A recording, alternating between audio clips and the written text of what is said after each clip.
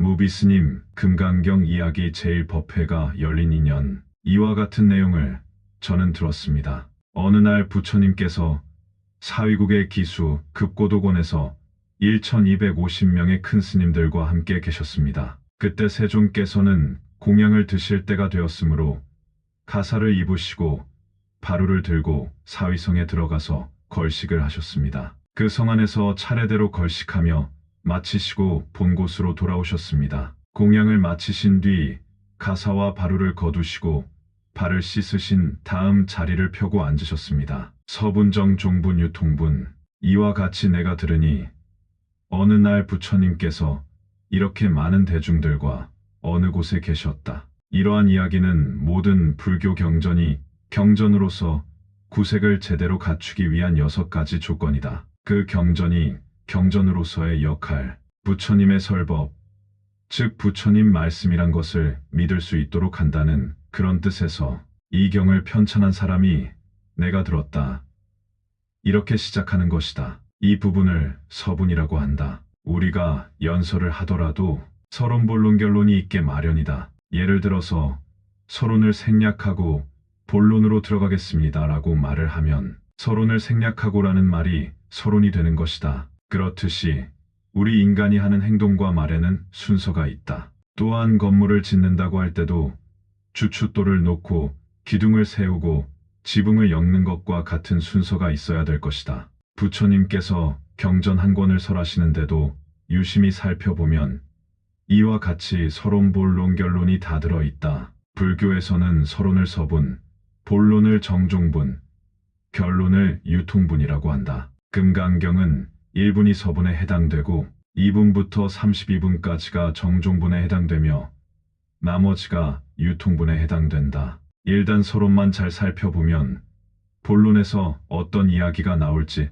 충분히 눈치챌 수 있다. 그래서 서분을 잘 파악하는 문제가 중요하다. 본론은 왜 정종분이라 하는가? 정종분의 정종은 발을 정자, 으뜸 종자를 쓴다. 모든 건물의 중심이 되는 부분을 용마루라 하듯이 으뜸이 되는 것을 정종분이라 한다. 결론을 유통분이라 하는 것은 우리가 일반적으로 잘 쓰는 유통한다고 하는 말과 같다. 부처님 법문을 저 혼자 듣지 말고 좋은 가르침을 많은 사람에게 유통시켜야 한다는 뜻이 담겨 있는 것이다. 금강경 안에 수지독송 위인연설이라고 하여 금강경을 남에게 소개해줘야 한다고 하는 유통분의 의미를 사이사이에 두고 있는 것을 볼 수 있다. 아무쪼록 서분에 중요한 부분이 숨겨져 있으니 몇 가지 낱말들은 잘 이해하여 섭렵하기 바란다. 그래야만 금강경의 전체 흐름을 잘 알 수 있다. 부처님의 일상생활은 걸식이었다. 지금도 남방불교인 태국, 미얀마, 스리랑카 같은 곳에서는 부처님 당시처럼 스님들이 걸식을 하고 있다. 그러나 중국, 한국, 일본 등의 북방 불교에서는 여러 가지 조건이 맞지 않기 때문에 사찰에서 밥을 지어서 먹고 집단적으로 생활하고 있다. 예를 들면 시내에서 걸식하고 다시 산으로 올라와야 하는 등 동남아 지역과 수행 생활의 조건이 다르다. 더운 지방인가 추운 지방인가에 따라 형태가 달라진 것이다. 여기 첫 대목에 걸식한다는 말, 밥을 빌었다는 말은 아주 중요한 뜻을 가지고 있다. 금강경의 전편에 흐르는 주된 사상이 걸식이라는 이 말에 은연중에 표현되고 있으니 잘 참고하여 본다면 구체적인 부처님의 행방을 통해서 금강경의 사상을 잘 알 수 있을 것이다. 육조해능대사는 부처님과 다를 바 없는 훌륭한 큰 스님이시다. 육조 스님께서는 금강경이 무상으로 위종을 삼는다고 하셨다. 상이 없어야 한다. 상이 없음으로써 으뜸으로 삼는다. 무상이라는 것은 모양상, 형상상이다. 그래서 형상이 없다. 우리 마음에 상이 없는 것으로서 으뜸으로 삼는다라고 큰 스님께서 명명하신 것이다. 이 말이 금강경을 잘 표현하는 뜻으로 여겨진다. 육조 스님께서 그렇게 판단하신 이후로 누구나 무상으로서 금강경을 해석하고 있다. 무상으로 으뜸을 삼는다. 그러면 무상이란 무엇인가? 상이 없는 것, 상을 내지 않는 것, 낼 상이 없는 것, 날 때부터 상이 없다는 등 여러 가지로 해석된다. 상을 내지 않는다는 것은 우리가 낼 상이 있어도 우리가 참는 경우이다. 아예 낼 상이 없다는 것은 아예 낼 상이 없다고 하는 이치, 그런 이치를 아는 것을 말한다. 그리고 나에게 아예 상이 없다는 의미도 되는 것이다. 내 자신의 상이라는 것이 없어졌다는 것이 무상이고, 상은 있지만 상을 내지 않는다는 것이 보통 우리 중생들이 실천하는 그 정도의 단계로 무상이 해석되어지고 있다. 한 차원 높은 말로는 아예 상이 없다는 것이다. 낼 상이라는 것이 나에게 없다는 것이 아니고, 상이라는 것을 근본적으로 따져보고 지혜의 눈으로 꿰뚫어 봄으로써 상이라는 것이 아예 없다. 나에게만 없는 것이 아니고 꿰뚫어 볼 줄 아는 이 입장에서 볼 때 상이 없다는 것이다. 이것은 우리가 금강경을 잘 깨달아 터득해야 할 목표이며 화두일 것이다. 금강경 전편의 사상이 무상사상이라 할 때 걸식이라는 것이 무상과 어떤 연관이 있는 것일까? 부처님은 일생을 걸식을 통해서 사셨고, 지금도 남방불교에서는 스님들이 걸식을 하고 계신다. 우리 북방불교에서는 걸식을 하지는 않지만 걸식에 가까운, 즉 신도님들의 시주에 의해서 살아가니 일종의 걸식이 아니겠는가. 걸식의 정신은 우리가 시주를 받아 밥을 해서 먹든지 직접 마을에 나가 밥을 먹든지 역시 그 정신에서 벗어나지 않는다는 말이다. 여기서 걸식이 왜 무상과 관련이 있느냐? 걸식이라는 것이 우리 속담에 3일 굶어서 도둑질하지 아니할 사람이 없다라는 말이 있듯이, 차라리 도둑질을 하더라도 얻어먹는다는 것이 참으로 어렵기 때문이다. 무상을 으뜸으로 하는 금강경에서 부처님의 일상생활인 보편적인 걸식을 왜 등장시켰는가? 다른 경전에서는 걸식이라는 이야기가 거의 없다. 율문에서나 걸식의 주의사항이나 규칙이 있지만 다른 경전상에는 거의 없다. 화엄경을 설하시고 모든 경전을 설하신 날도 부처님은 굶으신 것이 아니다. 그 전날도 걸식을 하셨고, 그날도 역시 걸식을 하셨고, 그 이튿날도 걸식을 하셨을 것이다. 부처님의 일상생활이 걸식이다. 그런데도 다른 경전에는 걸식이란 말이 없는데 왜 금강경, 그것도 서론에 걸식이라는 말을 등장시켰느냐 하는 것을 우리는 잘 볼 줄 알아야 한다. 왜 금강경에다가 걸식이란 것을 부각시키는 것인가? 다른 경전도 걸식을 하시면서 경전을 쓰셨어도 걸식이라는 말이 없다. 그러나 금강경을 쓰시면서 걸식이라는 용어를 사용한 것은 무상이라는 것을 좀 더 행동으로 표현할 길이 없을까 하는 깊은 마음을 나타내기 위해 걸식이라는 표현을 썼을 것이다. 걸식이라는 것, 그것은 정말로 하기가 어렵다. 왜냐? 각자의 그 상 때문에, 자아의식 때문에, 다른 말로 하면 체면 때문이라고 할 수 있을 것이다. 알량한 체면 때문에 배가 고파도 걸식하지도 못하고 밥을 빌어먹지도 못한다. 차라리 남이 보지 않을 때 슬쩍 음식을 훔쳐먹는 것은 가능해도 걸식은 정말 어렵다. 아마 그것은 상 때문일 것이다. 본인의 체험한 이야기를 한마디 하자. 옛날 불교 정화가 마무리되고 난 후 돈을 구하기가 상당히 어려울 때 승려들에게 위무금이라는 것이 있었던 적이 있다. 그 명목으로 학인들까지 2~3천 원을 모아내야 했다. 그때 모두가 의무금을 내야 하는데 돈이 없으니 나가서 탁발을 해야 했다. 부산 범어사에 있을 때다. 모두 30여 명이 함께 탁발을 나갔다. 부산 국제시장 가기 전에 대각사라는 큰 절에서 가사 장삼을 입고 바로대를 가지고서 앞서 나가는 사람은 목탁을 치고 우리는 뒤에서 바로대만 들고 따라갔는데 수시간 동안 국제시장을 돌아 다시 대각사에 돌아오는데 한 번도 고개를 들지 못했다. 원래 부끄럼이 많기는 했지만 여러 스님들과 함께 했는데 무엇이 그리 부끄럽겠는가. 그런데도 불구하고 부끄러워서 옆에 사람을 볼 수도 없었고 누가 내 바로대에 돈을 넣었는지 아니면 가지고 갔는지 전혀 의식하지 못하였다. 오로지 부끄럽다는 생각, 그 생각 하나 때문에 한 바퀴를 오라와 보니 한겨울인데도 온몸이 땀으로 흠뻑 젖어 있었다. 그 어린 나이에 무슨 상이 있어서, 그 무슨 아상이 있고 자존심이 있고 체면이 있어서 그렇게 온몸을 땀으로 적시고 옆 사람이 돈을 가져가는지 전혀 의식도 못할 정도로 굳어져서 옆으로 눈 한 번 못 돌리고 장삼 자락만 보고 돌아올 정도로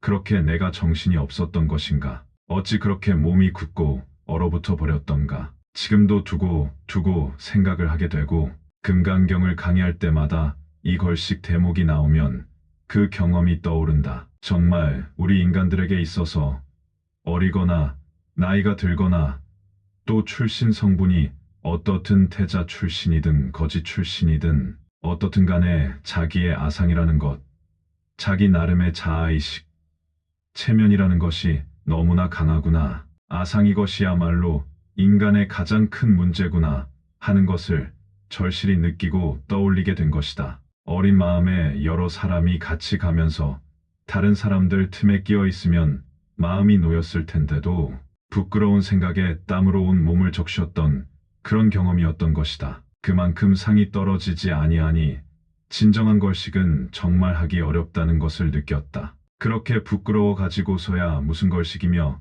탁발이 되겠는가. 정말 탁발이나 걸식이라는 것은 마음을 비우고 해야 한다. 정말 편한 마음으로 걸식을 해야 밥을 주는 사람도 복이 되고 받는 사람도 복이 되고 서로가 평화로운 마음으로 주고 받아야 여복한 걸식이 될 것이다. 그래서 무상을 으뜸으로 삼는 금강경에서 걸식이라는 구체적인 행위를 등장시킴으로써 금강경의 주된 정신 나타내려 한 것이라 할 수 있다. 인간에게 가장 큰 병은 암병이 아니고 상병이라는 사실을 부처님께서 여기서 밝혀 보여주시려 한 것이다. 또한 진정한 걸식, 여복한 걸식은 상이 떨어져 상이 없어야 하고 무상이 되어야만 다음은 걸식을 할 때 차례대로 걸식했다는 구절은 상당한 의미를 내포하고 있다. 여기서 수볼이라는 사람이 등장한다. 이 사람은 항상 부잣집만 다니면서 걸식을 했다. 또 반대로 제일 제자 가섭존자는 늘 가난한 집만 찾아다니면서 걸식을 했다.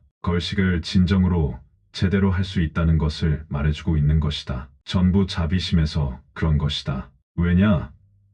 수보리는 가난한 집에는 가지 않았다. 자기들 먹기도 빠듯한데 남 줄 여유가 어디 있겠는가. 그런 생각을 하면서 부잣집에만 걸식을 했다. 그렇다면 가섭은 왜 가난한 집만 다녔느냐? 가난한 집은 박복하여 복을 짓지 못했기에 가난하다. 그런데 부처님, 제자가 그 집에 가서 밥을 얻어먹으면 그 집에 복 줄 기회를 제공한다는 뜻에서이다. 그래서 복을 지을 수 있게 하기 위해 일부러 가난한 집에만 간 것이다. 아무리 어려운 살림이라도 한 집에서 한 숟가락만 떠서 주면 되니까 십시일반 아주 적은 정도의 보시를 통해서라도 복을 지으면 잘 살 수 있지 않을까 하는 노파심에서 가난한 집만 골라 다니면서 걸식을 한 것이었다. 따지고 보면 우리는 누구나 걸식을 하고 산다. 대왕도 걸식을 하고 재벌도 걸식을 한다. 부유하든 가난하든 농사를 짓는 사람조차도 우리는 모두 걸식을 하고 산다. 걸식을 할 때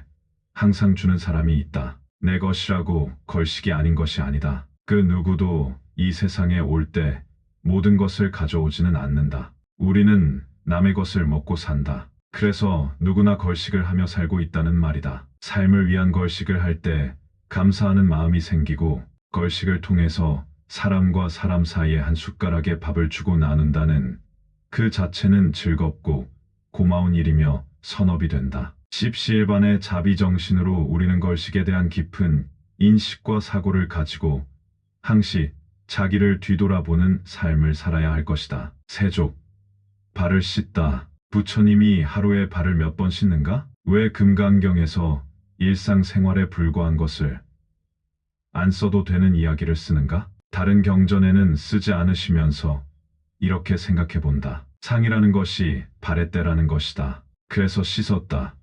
바루를 씻었다는 것이다. 부처님이 보시기에 모든 인간에게 있어서 가장 큰 병은 상병이라고 본 것이다. 우리가 세상을 살아오면서 수없이 경험하는 것, 이렇게도 연구하고 저렇게도 생각하지만 역시 여전히 상은 남아있는 것이다. 도대체 떨어지지 않는 것이 상이다. 우리는 상이 있으면 안 되는 줄 알면서도 떼어버릴 수 없고 떼어지지 않는 게 또한 상이다. 상이 있으면 안 된다는 것을 잘 알고 있지만 자기도 모르는 사이에 상이 드러나게 되고 다른 사람들에게 비난을 사게 되는 일이 한두 번이 아니다. 또한 좋은 일 해놓고 그 놈의 상 내느라고 오히려 좋은 일 한 것을 다 까먹고 맥 빠져 돌아가는 그런 상황까지 가는 것이 우리 중생들인 것이다. 그래서 부처님께서는 상병이 인간에게 제일 몹쓸 병이라고 하신 것이다. 사실 금강경 이야기는 전편을 통해 상에 대한 이야기를 중생의 입장에서,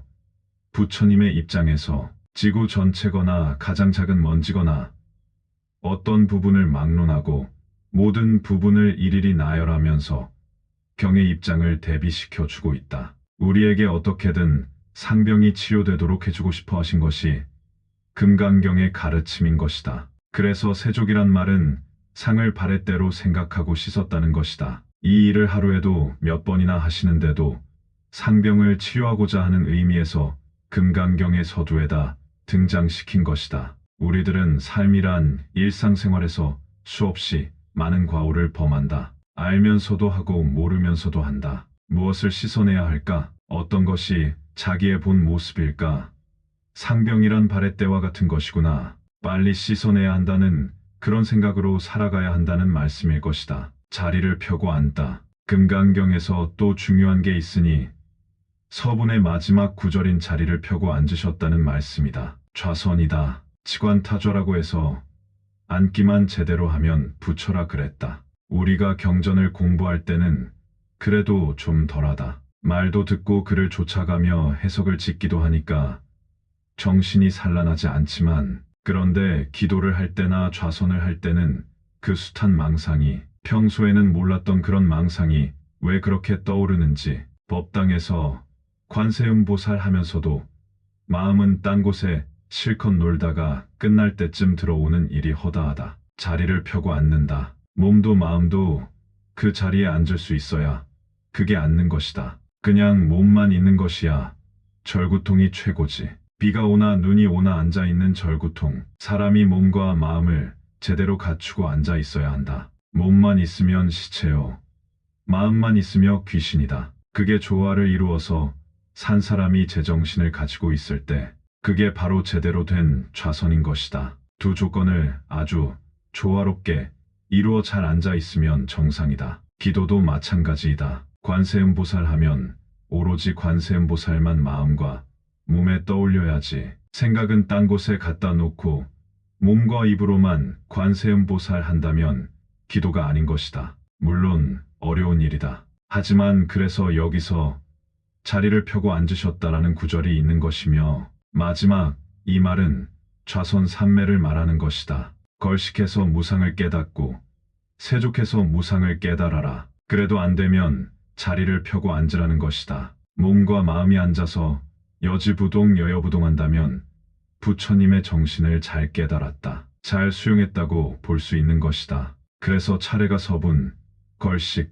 세족, 부좌이좌이다. 이 네 가지 낱말을 잊어버리지 말고 살아가야 한다. 그 내용을 어떻게 새기느냐 하는 것도 중요하겠지만 그 낱말이 금강경의 사상을 대변하고 있다는 것을 잘 생각해 두어야 한다. 그러면 금강경이 매일매일 마음속에 젖어드는 것을 느낄 수 있을 것이다. 무비스님, 금강경 이야기. 다음 시간 제2 선현이 법을 청하다에서 뵙겠습니다. 나무금강바냐 빠라밀경, 나무금강바냐 빠라밀경, 나무금강바냐 빠라밀경.